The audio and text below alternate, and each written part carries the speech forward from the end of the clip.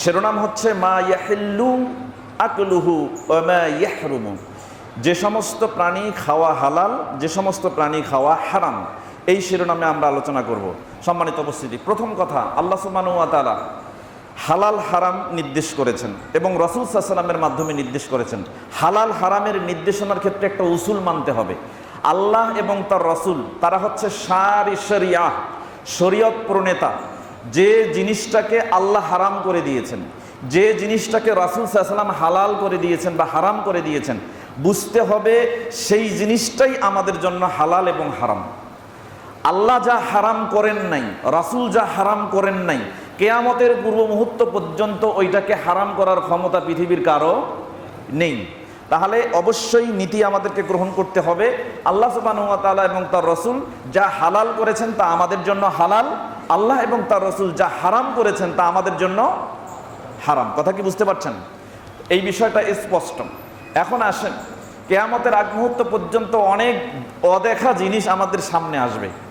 আপনাকে এই উসুলটাই পালন করতে হবে। যতক্ষণ পর্যন্ত জানবেন না যে আল্লাহ এবং তার রাসূল এটা থেকে আমাদেরকে নিষেধ করেছেন, এটাকে হারাম করে দিয়েছেন, ততক্ষণ পর্যন্ত ওইটাকে হারাম বলা যাবে না।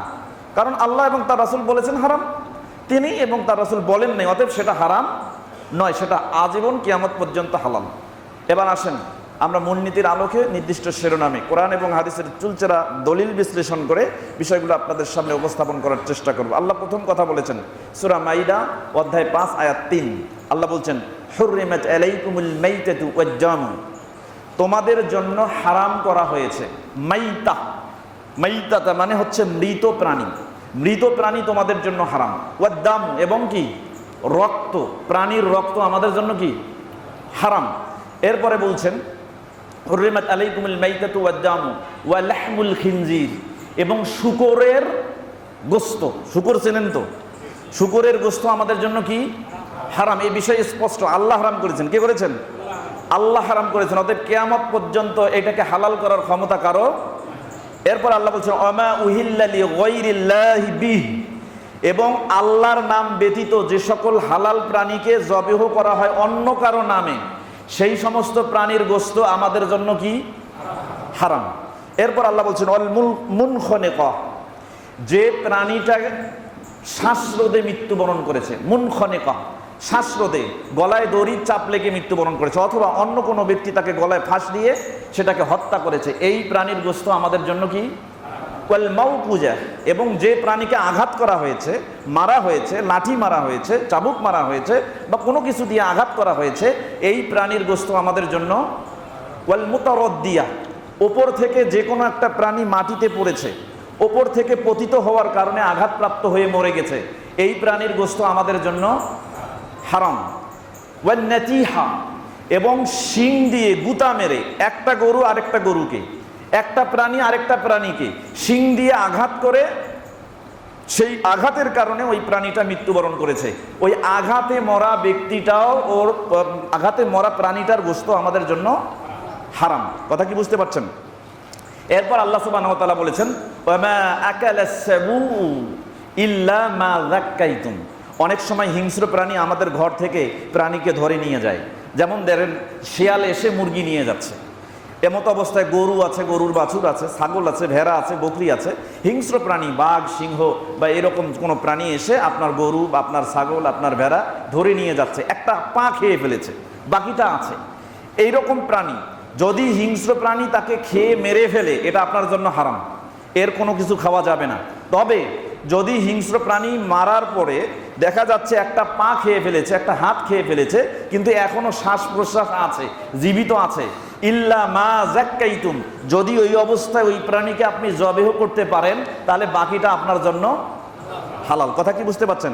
এই নিম্নের 5 শ্রেণীর প্রাণী, অর্থাৎ ওপর থেকে পড়ে গেছে, আঘাতপ্রাপ্ত হয়েছে, এখনো মরে নাই, এমতো অবস্থায় যদি আপনি তাকে ধরতে পারেন, বুঝতে পারেন, জবেহ করেন, তাহলে এটা আপনার জন্য হালাল। গলায় ফাঁস দেওয়া হয়েছে, শ্বাসরোধ হয়েছে, কিন্তু মরে নাই, মরবে মরবে ভাব, এমতো অবস্থায় আপনি ধরে ফেলেছেন, জবেহ করেছেন, এটা আপনার জন্য হালাল।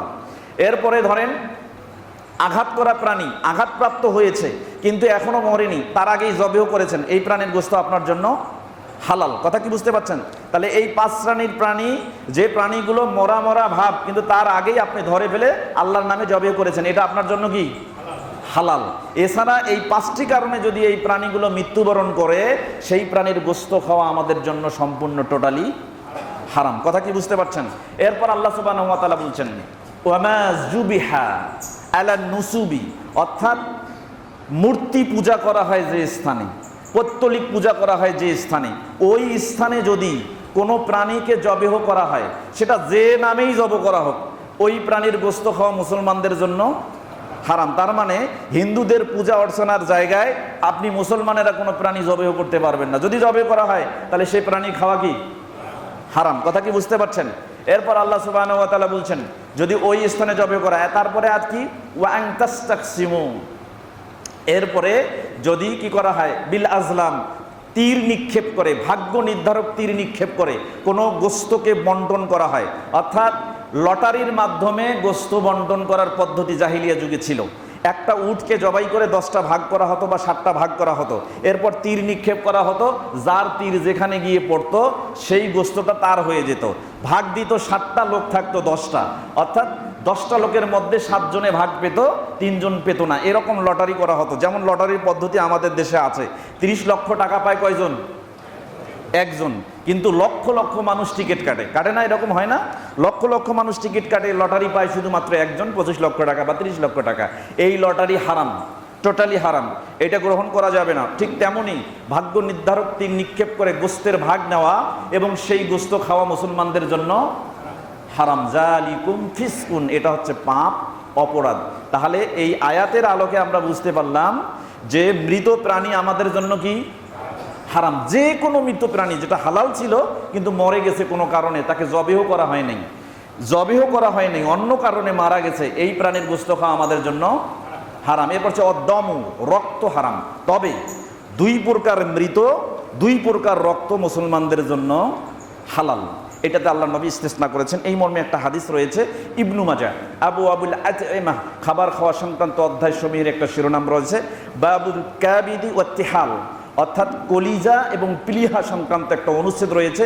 এই অনুচ্ছেদের 3314 নম্বর হাদিস, যে হাদিসটা আব্দুল্লাহ ইবনে ওমর রাদিয়াল্লাহু তাআলা আনহুমা থেকে বর্ণিত। তিনি বলেন রাসূল সাল্লাল্লাহু আলাইহি ওয়াসাল্লাম বলছেন উহিল্লাত লানা মাইতাতান, আমাদের জন্য 2টি মৃতকে হালাল করে দেওয়া হয়েছে, এবং ওয়াদামান, 2 প্রকারের রক্তকে হালাল করে দেওয়া হয়েছে। এখন মৃত্যু 2টা কি? আল্লাহ নবী সাল্লাল্লাহু আলাইহি ওয়াসাল্লাম বলেছেন ফাআম্মাল মাইতাতান, অতঃপর ওই মৃত প্রাণী 2টি হচ্ছে 1 নম্বর ফাল হুত, যে কোনো প্রকার মরা মাছ। আপনার পুকুরে যদি মাছ মরে যায়, নদীতে মাছ মরে যায়, সাগরে মাছ মরে যায়, যে কোনো প্রকারের মাছ মুসলমানদের জন্য কি হালাল, মুসলমানদের জন্য হালাল, এটা বিষয় স্পষ্ট।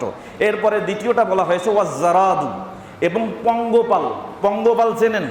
এক প্রকারের ফড়িং, জুন্দুব, যে ফড়িংগুলো আমাদের এই যে খাবার যেগুলো আবাদ করি আমরা, যেমন ভুট্টা, ধান, চাল, এই যে আবাদগুলো করি, এই আবাদের মধ্যে দেখবেন এক প্রকার ফড়িং আছে, যে ফড়িংগুলো ওই গাছের পাতা, শিকড়, ডাল, পালা এবং ফল খাওয়া ছোট ছোট কীট পতঙ্গ খেয়ে জীবনযাপন করে।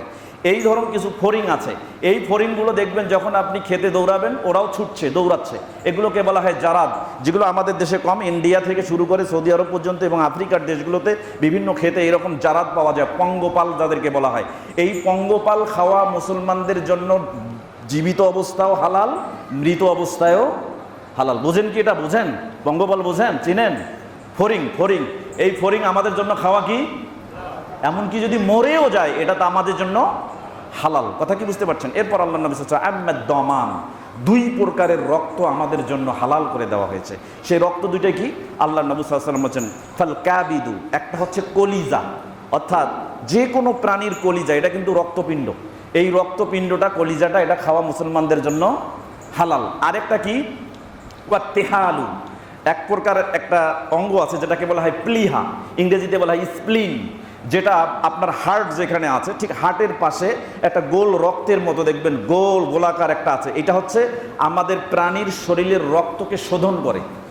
এই প্লিহা, এটা মুসলমানদের জন্য খাওয়া সম্পূর্ণ হালাল। তাহলে 2 প্রকারের রক্তপিণ্ড হালাল, 2 প্রকারের রক্ত হালাল, আর 2 প্রকারের মরা প্রাণী মুসলমানদের জন্য খাওয়া হালাল। মরা প্রাণী দুটি কি? একটা হলো মাছ, সেটা হতে পারে পুকুরে, হতে পারে নদীতে, হতে পারে সমুদ্রে, যে কোনো জায়গায় মরা মাছ মুসলমানদের জন্য খাওয়া সম্পূর্ণ হালাল, জায়েজ। এরপরে দ্বিতীয়টি হচ্ছে জারাদ তথা পঙ্গপাল, ফড়িং। এই ফড়িং মুসলমানদের জন্য জীবিত মৃত উভয় খাওয়া সম্পূর্ণ জায়েজ। কথা কি বুঝতে পারছেন? দুই প্রকারের রক্ত, এক প্রকারের রক্ত হচ্ছে কলিজা, যে কোনো হালাল প্রাণীর কলিজা মুসলমানদের জন্য খাওয়া জায়েজ। আর হচ্ছে কি? প্লিহা, অর্থাৎ হার্ট সংলগ্ন, বাম পাশে হার্ট সংলগ্ন রক্তের পিণ্ডের মতো গোলাকার এই রক্তপিণ্ডটি মুসলমানদের জন্য খাওয়া জায়েজ।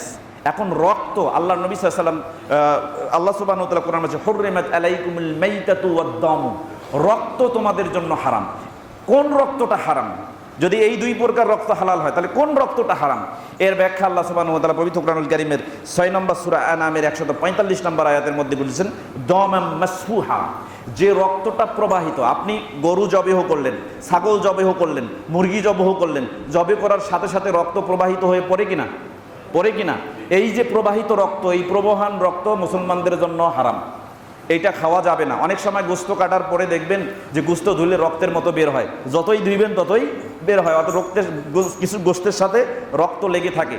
এই রক্তটা আপনার জন্য হারাম না, এটা হারাম না। তবে শিরার ভিতরে, রগের ভিতরে যে রক্তটা আছে, যে রক্ত প্রবাহমান, জবেহ করলে শিরা থেকে রক্ত প্রবাহিত আকারে বের হয়, এই রক্ত মুসলমানদের জন্য হারাম। কথা কি বুঝতে পারছেন?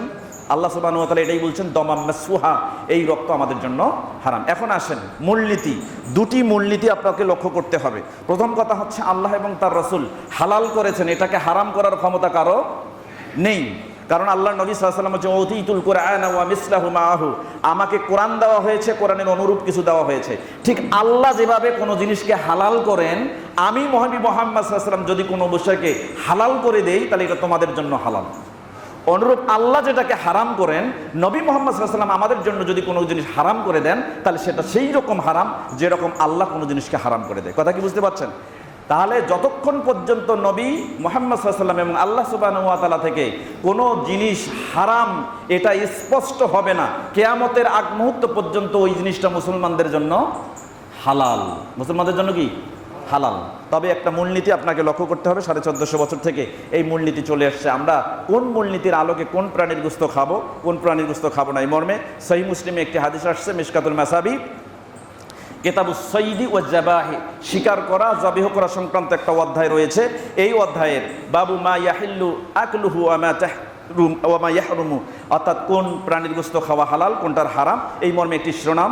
সেই শিরোনামের আল ফাসলুল আউয়াল, প্রথম পরিচ্ছেদের 4104, 4105 দুটি হাদিস। প্রথম হাদিসটি আবু হুরায়রা রাদিয়াল্লাহু তাআলা আনহু থেকে বর্ণিত। তিনি বলেন রাসূল সাল্লাল্লাহু আলাইহি ওয়াসাল্লাম বলেছেন কুল্লু জিনাবিন মিনাস সিবাই ফাআকলুহু হারামুন, যে কোনো তীক্ষ্ণ দাঁতওয়ালা বিশিষ্ট হিংস্র প্রাণী, ভালো করে বোঝেন, যে কোনো তীক্ষ্ণ দাঁতওয়ালা হিংস্র প্রাণী ফাআকলুহু হারাম, সেই প্রাণী খাওয়া মুসলমানদের জন্য।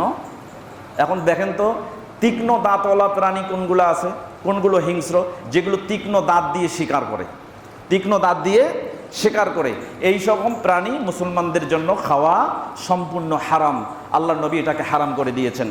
এবং কিছু কিছু পাখির মধ্যে এরকম হিংস্র পাখি আছে, এই মর্মে আল্লাহ নবী পরের হাদিসটিতে উল্লেখ করেছেন। আব্দুল্লাহ ইবনে আব্বাস রাদিয়াল্লাহু তাআলা আনহু থেকে বর্ণিত, তিনি বলেন রাসূল সাল্লাল্লাহু আলাইহি ওয়াসাল্লাম নিষেধ করেছেন, নাহান নবী সাল্লাল্লাহু আলাইহি ওয়াসাল্লাম আন কুল্লি জি নাবিন মিনাস সিবাই, প্রত্যেক তীক্ষ্ণ দাঁতওয়ালা হিংস্র প্রাণী গোশত খাওয়া আল্লাহ নবী হারাম করেছেন, না করেছেন, নিষেধ করেছেন। অনুরূপভাবে কুল্লি জি মিখলাবিন মিনাত তৈরি, পাখিদের মধ্যে যেটা নখ দিয়ে হাজরে, নখ দিয়ে আঁকড়ে শিকার করে, এই ধরনের পাখি আমাদের জন্য হারাম করে দিয়েছেন। এখন দেখেন এই রকম প্রাণী, এই রকম পাখি আমাদের সমাজে আমরা যেগুলো চিনতে পারি, এই হাদিসটাকে মূলনীতি হিসেবে গ্রহণ করে যে সকল প্রাণী, জন্তু, জীব এবং পশু যেগুলোর হিংস্র দাঁত আছে, অর্থাৎ সুচালো দাঁত আছে এবং আক্রমণ করার জন্য তারা দাঁতকে ব্যবহার করে, এই রকম হিংস্র প্রাণী আমাদের জন্য খাওয়া, তার গোশত খাওয়া হারাম। কথা কি বুঝতে পারছেন? অনুরূপভাবে নখ দিয়ে জি মেখলাবেন, নখ দিয়ে, নখর দিয়ে যে সমস্ত পাখি শিকার করে, এই সমস্ত পাখির গোশত খাওয়া আমাদের জন্য হারাম। কথা কি বুঝতে পারছেন? এটা মূলনীতি হিসাবে গ্রহণ করবেন। এই হাদিস দুটাকে সামনে নিয়ে 19 শতাব্দীর শ্রেষ্ঠ মুহাক্কিক আলেম আব্দুল আজিজ বিন বাজ রাহিমাহুল্লাহ তিনি আন-নূর আলা দারব এই ওয়েবসাইটে তিনি একটা আর্টিকেল লিখেছেন, যেটা ফতোয়াল লাজনা দাইমা সৌদি আরবের চলমান ফতোয়া বোর্ড এটাকে ফতোয়া হিসেবে গ্রহণ করেছেন। তিনি এই হাদিসের ওপরে ব্যাখ্যা বিশ্লেষণ করে বলছেন, আসসিবাউ কুল্লুহা হারামুন, যে সমস্ত প্রাণী হিংস্র, যে সমস্ত পাখি হিংস্র, হিংস্র মানেই ওটা খাওয়া হারাম। কথা কি বুঝতে পারছেন? তাহলে হিংস্র প্রাণী, সেটা পাখি হোক অথবা পশু হোক, এটা খাওয়া কি হারাম।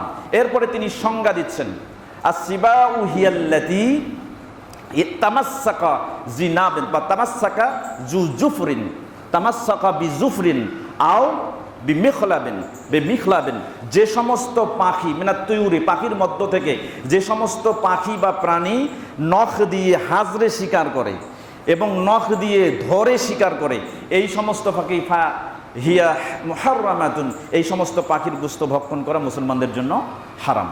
তার মধ্যে তিনি উদাহরণ দিয়েছেন, যেমন তিনি বলছেন কাল হিদা, চিল, তারপরে ওয়ান নাসরুন, শকুন, তারপরে বলতেছেন ওয়াল বাশাক, বাশাক যেমন ধরে যে ঈগল, এই যে প্রাণীগুলো যেগুলো দূর থেকে দৌড়ে এসে পা দিয়ে নখর দিয়ে কি করে শিকার করে, এই সমস্ত প্রাণী পাখি হিসাবে এগুলোর শিকার করা এবং এগুলোর গোশত খাওয়া আমাদের জন্য কি হারাম।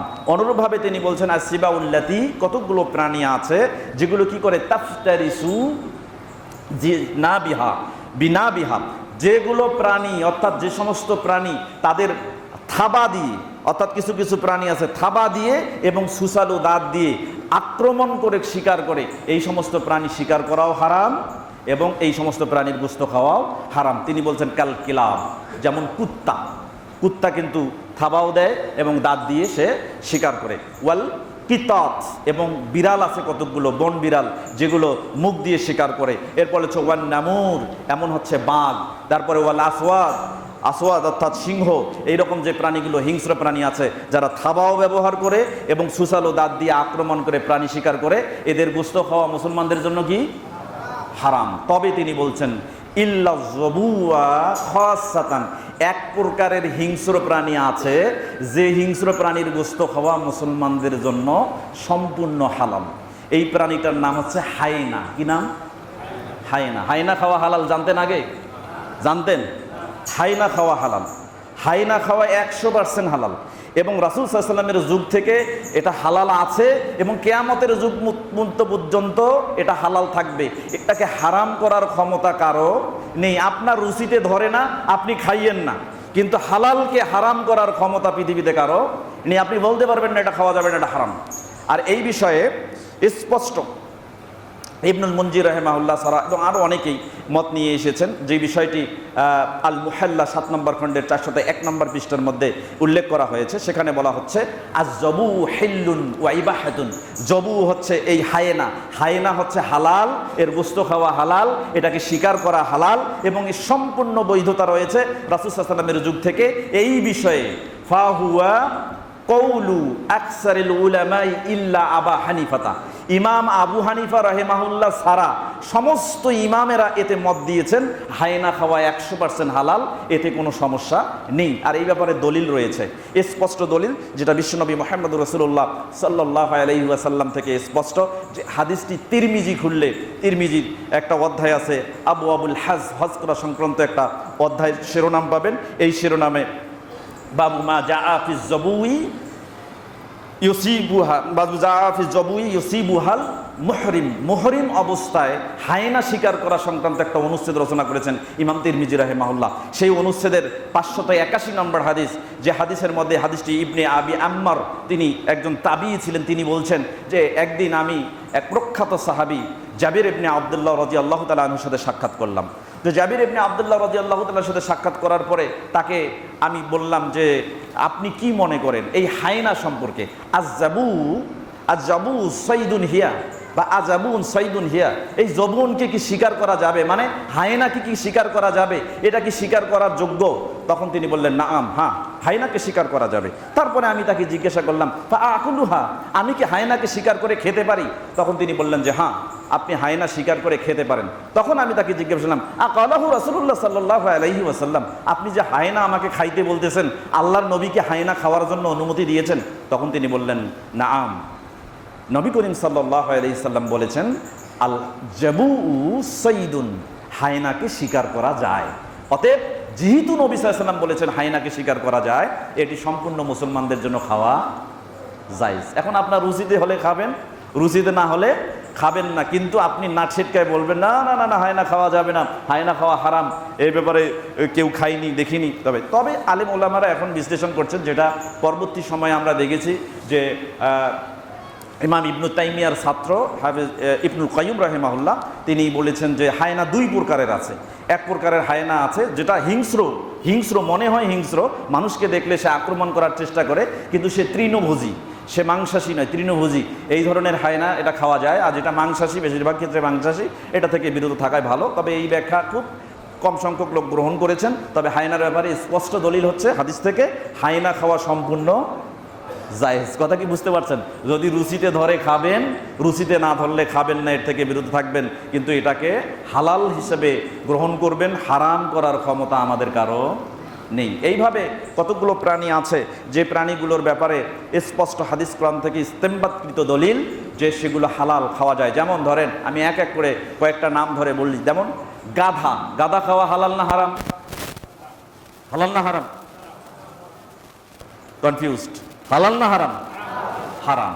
আসেন আমরা এবার হাদিস দেখি। হাদিসটি কোথায় পাবেন? বুখারীতে আছে, মুসলিমে আছে, মিশকাতুল মাসাবি। এই মিশকাতুল মাসাবির মধ্যে 4104 নম্বর হাদিস, 4107 নম্বর হাদিস। এইখানে দেখেন, আমি সংক্ষেপে বলছি যদি সময় কম। এইখানে হাদিসটা আসছে যে আপনি এই কি প্রাণীটার নাম বললাম? গাধা খেতে পারবেন কিনা, এই মর্মে হাদিস আসছে যে গাধা খেতে পারবেন না। খাইবারের যুদ্ধ হয়েছিল 7ম হিজরিতে, আল্লাহ নবী সাল্লাল্লাহু আলাইহি ওয়াসাল্লাম ইন্তেকাল করেছেন 11 হিজরিতে। তার মানে আল্লাহ নবীর ইন্তেকালের 4 বছর আগেকার ঘটনা। এই হাদিসটা আসছে মিশকাতুল মাসাবির 4107 নম্বর হাদিস, যেটা আসছে কিতাবুস সাইদি ওয়া জাবাহি এই অধ্যায়ের মধ্যে। যে হাদিসটি বর্ণনা করেছেন জাবির ইবনে আব্দুল্লাহ রাদিয়াল্লাহু তাআলা আনহু থেকে বর্ণিত। তিনি বলেন, আন্নান নবী সাল্লাল্লাহু আলাইহি ওয়াসাল্লাম নাহা, নবী করিম নিষেধ করেছেন, আনিল লুহুমিল হুমুরিল আহলিয়া, যে গাধাকে গৃহে পালন করা হয়, অর্থাৎ গৃহপালিত গাধার গোশত খেতে আল্লাহর নবী নিষেধ করেছেন। গৃহপালিত গাধার গোশত খেতে আল্লাহর নবী নিষেধ করেছেন। তাহলে গৃহপালিত গাধার গোশত খাওয়া কি হয়ে গেল? হারাম। কি হয়ে গেল? তার মানে আল্লাহর নবী যেটা নিষেধ করেছেন সেটা কি? হারাম। তাহলে গৃহপালিত গাধার গোশত খাওয়া মুসলমানদের জন্য হারাম। এরপরে আল্লাহ নবী সাল্লাল্লাহু আলাইহি ওয়াসাল্লাম অনুমতি দিয়েছেন, ফা আজানা রাসূলুল্লাহ সাল্লাল্লাহু আলাইহি ওয়াসাল্লাম ফি লুহুমিল খাইলি, ঘোড়ার গোশত খেতে আল্লাহর নবী আদেশ প্রদান করেছেন, অনুমতি দিয়েছেন। তার মানে 7ম হিজরি থেকে 8ম হিজরিতে একাধিক হাদিস পাওয়া যায় আল্লাহ নবী সাল্লাল্লাহু আলাইহি ওয়াসাল্লামের যুগে ঘোড়ার গোশত খাওয়া যেত, এবং এখন পর্যন্ত ঘোড়ার গোশত খাওয়ার বিধান আছে। ঘোড়ার গোশত খাওয়া জায়েজ, টোটালি হালাল, এটাকে হারাম করার ক্ষমতা কারো নেই। কিন্তু গৃহপালিত গাধার গোশত খাওয়া কি? হারাম। এরপরে হাদিসটা আসেন, এরপরের হাদিসটা বুখারী, মুসলিম এবং মিশকাতুল মাসাবি কিতাবুস সাইদি ওয়া জাবাহি, শিকার করা, জবেহ করা সংক্রান্ত একটা অধ্যায় রয়েছে। বাবু মা ইয়াহিল্লু আকলুহু ওয়া মা ইয়াহরুমু, যা খাওয়া হালাল, যা খাওয়া হারাম, এ সংক্রান্ত একটি অনুচ্ছেদ রয়েছে আল ফাসলুল আউয়াল, প্রথম পরিচ্ছেদের 4108 নম্বর হাদিস। এই হাদিসটি আবু কাতাদা রাদিয়াল্লাহু তাআলা আনহু থেকে বর্ণিত। তিনি বলেন, আন্নাহু রাআ হিমারান ওহশিয়ান, তিনি একদিন দেখলেন একটা বনের গাধা ঘুরে বেড়াচ্ছে। বনের গাধা ঘুরে বেড়াচ্ছে, ফাকারাহু, তিনি সঙ্গে সঙ্গে গাধাটাকে ধরলেন, ধরার পর শিকার করে ফেললেন, জবেহ করলেন এবং গোশত রান্না করে খাওয়া শুরু করলেন। একটু পর রাসূল সাল্লাল্লাহু আলাইহি ওয়াসাল্লাম আসলেন। ফাকালা রাসূলুল্লাহ সাল্লাল্লাহু আলাইহি ওয়াসাল্লাম, এসে আল্লাহ নবী সাল্লাল্লাহু আলাইহি ওয়াসাল্লাম বলছেন, হাল মাআকুম মিন লাহমিহি শাইউন, তোমরা যে বনের গাধাটাকে ধরে জবেহ করছো, এই বনের গাধার কোনো বস্তু কি তোমাদের কাছে আছে? তখন তারা বলল কলা, তখন সেই ব্যক্তি বলল যে নাআম, হ্যাঁ, মা'না রিজলুহু, তার একটা পা আমাদের কাছে আছে। ফা আখাজাহা রাসূলুল্লাহ সাল্লাল্লাহু আলাইহি ওয়াসাল্লাম ওয়া আকালাহা, তখন আল্লাহ নবী সাল্লাল্লাহু আলাইহি ওয়াসাল্লাম ওই পায়ের গোশতটা নিলেন এবং তিনি নিজে খেলেন। তাহলে বোঝা গেল বনের গাধা খাওয়া, গৃহপালিত গাধা খাওয়া হারাম, বনের গাধা খাওয়া হালাল। কথা কি এখন বুঝতে পারছেন? তাহলে গাধা খাওয়া হালাল, 100% হালাল। কোন গাধা? যে গাধা বনে থাকে। আর গাধা খাওয়া হারাম কোন গাধা? গৃহপালিত গাধা। কথা কি বুঝতে পারছেন? তাহলে বনের গাধার গোস্ত খেতে কোনো প্রকার বাধা নেই। আপনার রুচিতে হয় আপনি খাবেন, রুচিতে না হলে খাবেন না। এটা 100% হালাল। এটাকে হারাম করার ক্ষমতা পৃথিবীর কারো নেই। এবং পূর্বের হাদিস থেকে আমরা নিয়েছি ঘোড়া খাওয়া কি? ঘোড়া খাওয়া কি? সহিহ বুখারী কিতাবুজ জাবাহি ওয়াস সাইদি, জবেহ করা শিকার করা সংক্রান্ত একটা অধ্যায় রয়েছে। বাবু ফি লুহুমিল খাইলি, ঘোড়ার গোস্ত সংক্রান্ত আলাদা একটা অনুচ্ছেদ রচনা করেছেন ইমাম বুখারী। এই হাদিস, এই অধ্যায়ের 5519 নম্বর হাদিস, যে হাদিসটাতে আসমা আবি বকর রাদিয়াল্লাহু তাআলা আনহু, প্রখ্যাত একজন সাহাবী, তিনি বলছেন নাহারনা ফারাসান আলা আহদি রাসূলিল্লাহ সাল্লাল্লাহু আলাইহি ওয়াসাল্লাম, রাসূলের যুগে আমরা একটা ঘোড়া জবাই করলাম। ফাকান্নাহু, এরপর ঘোড়ার গোশত ভাগ করে আমরা রান্না করে খেয়ে ফেললাম। রাসূল সাল্লাল্লাহু আলাইহি ওয়াসাল্লাম আমাদেরকে নিষেধ করেননি। তাহলে বোঝা গেল ঘোড়ার গোশত খাওয়া কি? 100% হালাল। কি খাওয়া পারছেন? 100% হালাল। আপনার রুচিতে হয় আপনি খাবেন, রুচিতে না ধরলে খাবেন না, কিন্তু হালালকে হারাম করার ক্ষমতা কারণে। এবার আসেন, আমাদের দেশে খরগোশ পাওয়া যায় কিনা? খরগোশ খাওয়া হালাল না হারাম? হালাল না হারাম? বুঝি নেই। হালাল। খাইছেন কোনোদিন? খান নাই, খালি হালাল জানেন। খরগোশ খাওয়া হালাল না হারাম? স্পষ্ট হালাল। স্পষ্ট কি? 100% হালাল। আপনার রুচিতে ধরে খাবেন, রুচিতে না ধরলে খাবেন না। বুখারী, মুসলিম এবং মিশকাত, তিনটি হাদিসের কিতাবে হাদিসটা আসছে। মিশকাতুল মাসাবি, কিতাবুস সাইদি ওয়া জাবাহি, শিকার করা, জবেহ করা সংক্রান্ত একটা অধ্যায় রয়েছে। এই অধ্যায়ের মা ইয়াহিল্লু আকলুহু আমা ইয়াহরুমুহু, এবং যা খাওয়া হালাল যা খাওয়া হারাম এ সংক্রান্ত একটি অনুচ্ছেদ রয়েছে। আল ফাসলুল আউয়াল, প্রথম পরিচ্ছেদের 4109 নম্বর হাদিস। আনাস বিন মালিক রাদিয়াল্লাহু তাআলা আনহু থেকে বর্ণিত, তিনি বলেন আনফাজনা আরনাবান, একদা আমরা একটা খরগোশকে দাবর দিলাম, খরগোশকে তাড়া করলাম। কোথায়? বেমাররে জাহরান, মাররে জাহরান নামে একটা জায়গা আছে, সেখানে খরগোশটা ঘোরাঘুরি করতো। সেই জায়গার মধ্যে আমরা খরগোশকে তাড়া করতাম। তো তাড়া করতে করতে খরগোশ যখন এক সময় হাঁপিয়ে গেল, এই সময় ফাখাস্তুহা, আমি খরগোশটাকে ধরে ফেললাম। ধরার পরার পরে আমি খরগোশটাকে ফাআতাইতু বিহা, ওটা নিয়ে আসলাম আবা তালহাতা, আবু তালহা রাদিয়াল্লাহু তাআলা আনহু, প্রখ্যাত একজন সাহাবী, তার কাছে আমি আসলাম। আসার পরে যখন আমি খরগোশটা তার কাছে নিয়ে আসলাম, ফাযাবাহাহা, তিনি সেটাকে নিয়ে জবেহ করলেন। এরপরে কি করলেন? ওয়া বাআসা বিহা, তিনি তার একটা অংশ, বাআসা বিহা ইলা নবী সাল্লাল্লাহু আলাইহি ওয়াসাল্লাম বিওয়ারাকিহা আও ফাখিজা বিহা, আল্লাহর নবী সাল্লাল্লাহু আলাইহি ওয়াসাল্লামের কাছে খরগোশের পিছনের গোশতের অংশ অথবা একটা রান মোড়াই দিয়ে আমাকে তার কাছে পাঠাই দিলেন। আমি আল্লাহর নবীর কাছে সাল্লাল্লাহু আলাইহি ওয়াসাল্লামের কাছে ওইটা নিয়ে গেলাম। ফাকাবিলাহা, আল্লাহর নবী সাল্লাল্লাহু আলাইহি ওয়াসাল্লাম সেটাকে গ্রহণ করলেন খাওয়ার জন্য। তার মানে বোঝা গেল খরগোশ আল্লাহর নবী খেয়েছেন, খরগোশ খাওয়া কি? 100% হালাল। কথা কি বুঝতেছেন? অনুরূপ খরগোশের মতো কিছু প্রাণী আছে, যেমন সজারু, এটাকে বলা হয় কনফিউজ, খাওয়া হালাল না হারাম? কনফিউজ। সজারু জীবনে খাইছেন? খান নাই। সজারু। এরপরে আছে কানগার, মানে ক্যাঙ্গারু। ক্যাঙ্গারু দেখেন নাই? ক্যাঙ্গারু খাওয়া হালাল না হারাম? হালাল না হারাম? জীবনেও ক্যাঙ্গারু তো কাছেই দেখিনি আমরা, এখন খাওয়া হালাল না হারাম জানবো কেমন করে? অনুরূপভাবে সাগরে কিছু প্রাণী আছে, যেমন সারতানুন, কাকড়া, তারপরে তিমসাহুন, কুমির, এগুলো খাওয়া হালাল না হারাম? এরপরে দেখেন একটা কিরসুন। কিরসুন বলা হয় এমন প্রাণী যেটা হাঙ্গর, এটাকে বলা হয় কালবুল বাহার, অর্থাৎ সাগরের কুকুর। সাগরের কুকুর হচ্ছে কি? হাঙ্গর। এটা খাওয়া হালাল না হারাম? তো এইরকম অনেক প্রাণী আছে, যে প্রাণীগুলো আমাদের দেশ সহ সারা বিশ্বে এগুলো বিভিন্ন বনে জঙ্গলে বিভিন্ন দেশের বিভিন্ন স্থানে বিচরণ করছে, যেগুলোর গোস্ত খাওয়া হালাল না হারাম এগুলোর একটা মানদণ্ড, সহি মানদণ্ড আমাদের জানা দরকার। কারণ হালালের বিষয়টি যেহেতু স্পষ্ট, হারামের বিষয়টি যেহেতু স্পষ্ট, এই বিষয়টা আমাদের কাছেও স্পষ্ট হতে হবে, তাহলে আমরা কনফিউশনের মধ্যে পড়বো না। যেমন ঘোড়ার গোস্ত, অলরেডি আমার এক ভাই আমাকে ঘোড়ার গোস্ত খাওয়াইছেন দাওয়াত দিয়ে, আমি খাইছি আলহামদুলিল্লাহ। এখন পরে ঘোড়ার গোস্তের আমি গোস্ত নিয়ে গবেষণা করে ডাক্তারদের কিছু ফিচার আমি পড়েছি। গরুর চর্বিওয়ালা গোস্তের থেকে এই ঘোড়ার চর্বিহীন গোস্ত মানুষের দেহের জন্য খুবই উপকারী, যেটা বিজ্ঞান এখন গবেষণা করছেন। এবং সৌদি আরবের ডাক্তার আবদুল্লাহ বাসমালা এবং শামির আবদুল্লাহ, তারা গবেষণা করে ঘোড়ার গোস্তকে প্রায়োরিটি দিয়েছেন, যে গরুর চর্বিওয়ালা গোস্তের চাইতে ঘোড়ার গোস্ত মানুষের দেহের জন্য খুবই উপযোগী, অতএব এটা গ্রহণ করতে কোনো সমস্যা নেই। এরকম আরও অনেক বিষয় রয়েছে যেগুলো আমরা চুলচেরা বিশ্লেষণ করে কোরআন হাদিসের নিরিখে হালাল হারামের স্পষ্ট বিষয়গুলো আপনাদের সামনে উপস্থাপন করার চেষ্টা করবো। এগুলো আপনাদের জানার দরকার আছে না নাই? আছে।